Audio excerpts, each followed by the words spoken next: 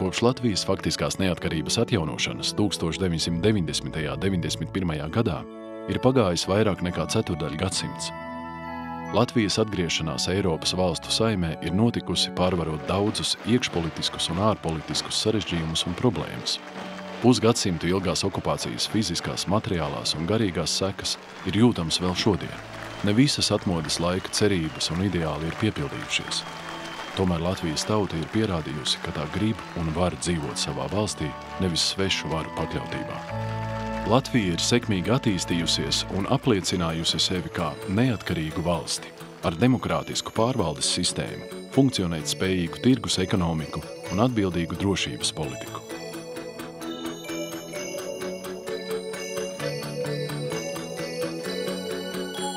PSKP ģenerālsekretāra Mihaila Gorbačova 1985. gadā uzsāktā pārkārtošanās politika nespēja novērst PSRS politisko un ekonomisko sabrukumu, bet veicināja demokratizācijas un atklātības pieaugumu sabiedrībā.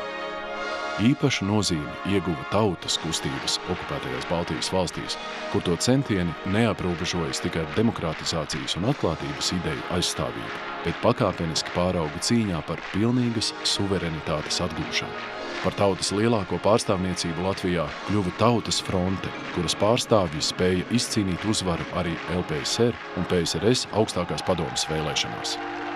Baltijas tautu neatkarības centieni visspēcīgāk izpaudās 1989. gada 23. augustā noziedzīgā Molotova-Ribbentropa pakta parakstīšanas 50. gada dienā, izveidojot gandrīz 2 miljonu cilvēku dzīvo ķēdi Baltijas ceļu no Tallinas caur Rīgu līdz Viļņai.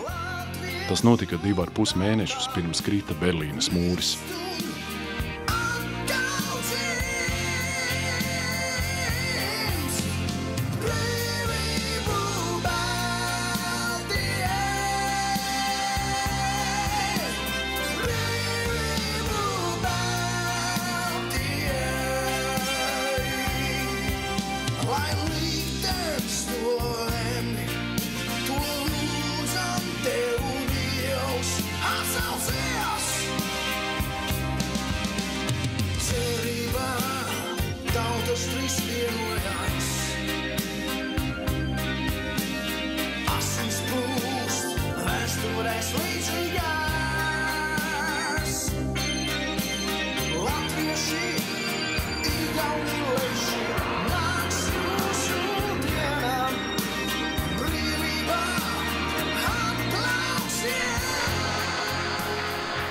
Demokrātiski ievēlētā LPSR augstākā padome 1990. gada 4. maijā pieņēma deklarāciju par Latvijas Republikas neatkarības atjaunošanu.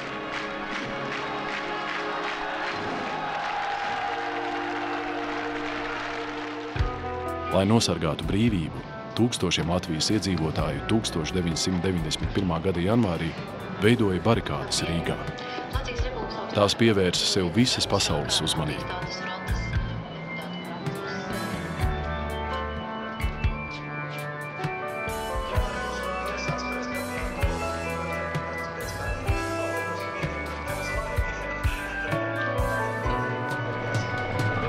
Prasības par Latvijas neatkarību un nevēlēšanos atrasties PSRS sastāvā nepārprotami apliecināja arī 1990. gada 17. decembra tautas nobalsošanā savāktie 1 829 paraksti pret PSRS savienības līgumu.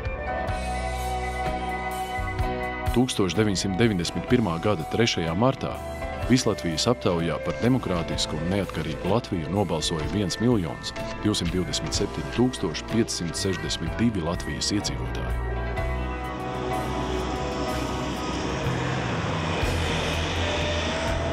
Valstisko neatkarību pilnībā atjaunoja, kad izgāzās 1991. gada augusta pučs Maskavā un Krievijā uzvarēja demokrātiskie spēki. Sekoja ātra Latvijas kā pilntiesīgas valsts starptautiska atzīšana un atgriešanās Eiropā. Uzņemšana apvienoto nāciju organizācijā 1991. gada septembrī nozīmēja Latvijas kā neatkarīgas valsts atkal nonākšanu starptautiskajā politikā, no kuras to vardarbīgi bija izrāvušas svešas okupācijas varas. Jau kopš neatkarības atjaunošanas Latvija par savu mērķi definēja integrēšanos transatlantiskajās un Eiropas struktūrās. 2004. gadā Latvija kļuva par pilnvērtīgu Ziemeļatlantijas līguma organizācijas, NATO un Eiropas Savienības locekli, savu nākotni saistot ar eiropeiskajām un rietumu demokrātijas vērtībām.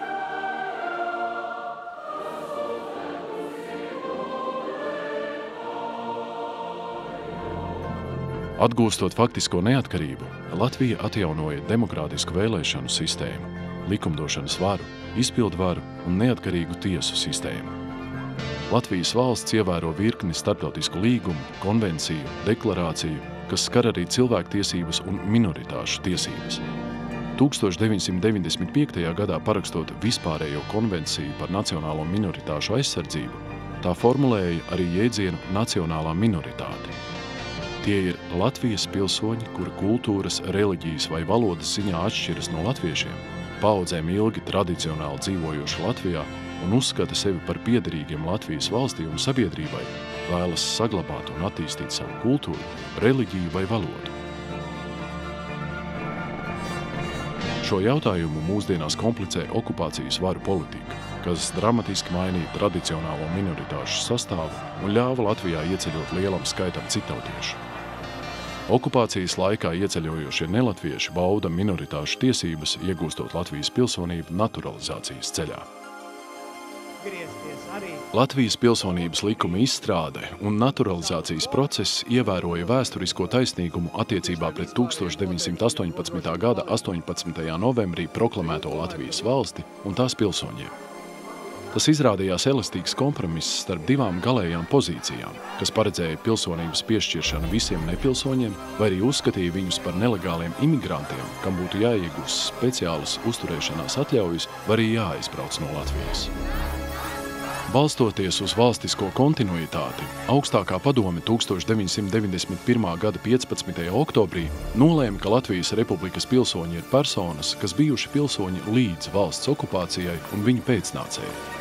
1994. gada 11. jūlijā Saimas pieņemtais pilsonības likums noteica kvotu principu pilsonības iegūšanai, bet 1998. gadā veiktie grozījumi to atcēla un deva iespēju iegūt Latvijas pilsonību visiem nepilsoņu bērniem, kuri dzimuši Latvijā pēc tās faktiskās neatkarības atjaunošanas.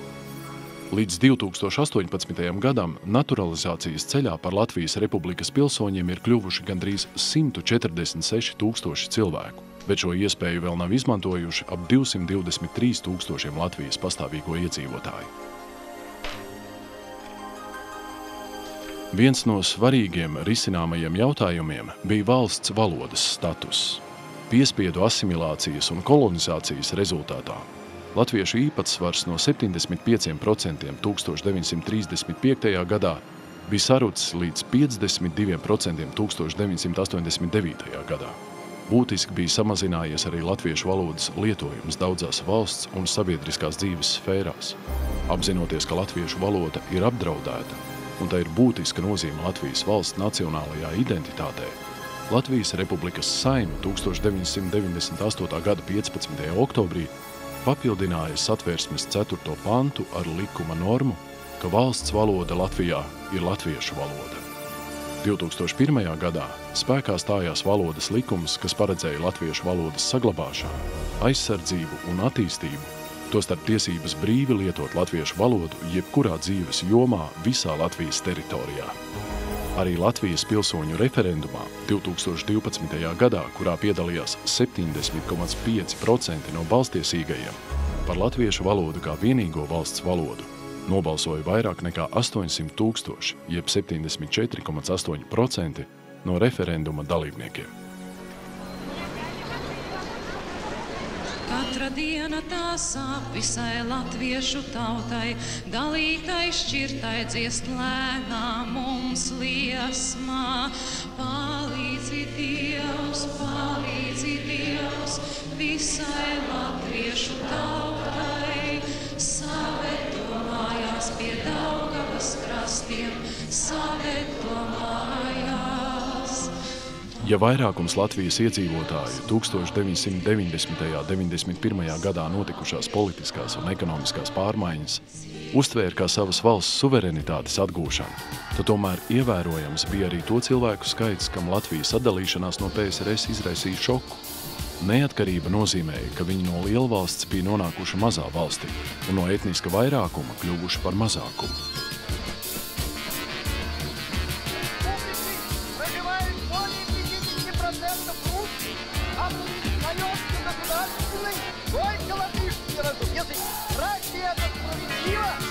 Tāpēc arī virkni likumu, kā pilsonības un valodas likumu, daļa sabiedrības uztvēra kā pret sevi vērstu diskrimināciju, nevis nacionālas un demokrātiskas Latvijas valsts stiprināšanu.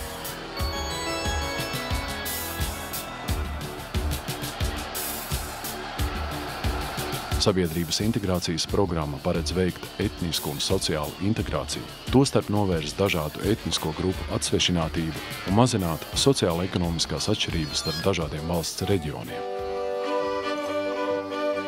2011.